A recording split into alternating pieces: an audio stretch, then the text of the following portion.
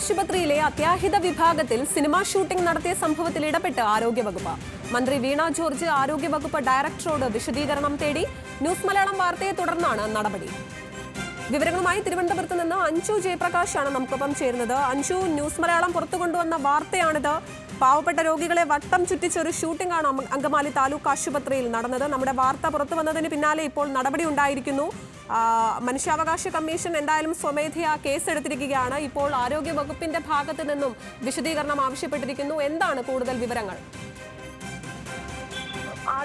മനുഷ്യാവകാശ കമ്മീഷന് പിന്നാലെ ആരോഗ്യ വകുപ്പിന്റെ ഭാഗത്തു നിന്നും നടപടി ഉണ്ടായിരിക്കുകയാണ്. ന്യൂസ് മലയാളം വാർത്തയെ തുടർന്നാണ് ഇപ്പോൾ അത്തരത്തിലൊരു നടപടിക്ക് ആരോഗ്യമന്ത്രി നിർദ്ദേശം നൽകിയിരിക്കുന്നത്.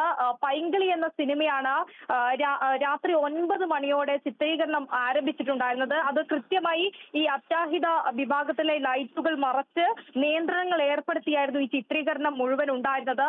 ഈ അഭിനേതാക്കൾ ഉൾപ്പെടെ ഏകദേശം 50 പേർ ഈ അത്യാഹിത വിഭാഗത്തിൽ അടക്കം ഉണ്ടായിരുന്നു. ഈ സമയത്ത് ഡോക്ടർമാർ ചികിത്സ തുടരുന്നതിന് ഇടയിലും ഈ സിനിമാ ചിത്രീകരണം നടന്നുവെന്നടക്കമുള്ള വിവരങ്ങൾ ഇന്ന് രാവിലെയാണ് ന്യൂസ് മലയാളം പുറത്തു കൊണ്ടുവന്നത്. അതിനു പിന്നാലെയാണ് ഈ വിഷയവുമായി ബന്ധപ്പെട്ട് മനുഷ്യാവകാശ കമ്മീഷൻ സ്വമേധയാ കേസെടുക്കാൻ തയ്യാറായിരുന്നത്.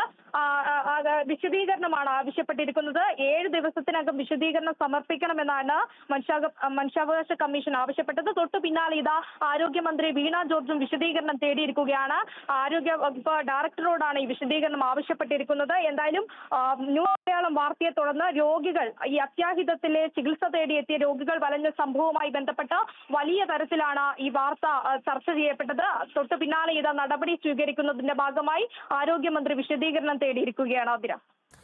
ശരി, അങ്കമാലി താലൂക്ക് ആശുപത്രിയിലെ അത്യാഹിത വിഭാഗത്തിൽ വ്യാഴാഴ്ച രാത്രി മുഴുവൻ രോഗികളെ ബുദ്ധിമുട്ടിലാക്കി സിനിമാ ചിത്രീകരണം നടത്തിയെന്ന പരാതിയിൽ നടപടിയുമായി മനുഷ്യാവകാശ കമ്മീഷൻ എത്തിയിരിക്കുന്നു. മനുഷ്യാവകാശ കമ്മീഷൻ സ്വമേധയാ കേസെടുക്കാനാണ് നിർദ്ദേശിച്ചിരിക്കുന്നത്.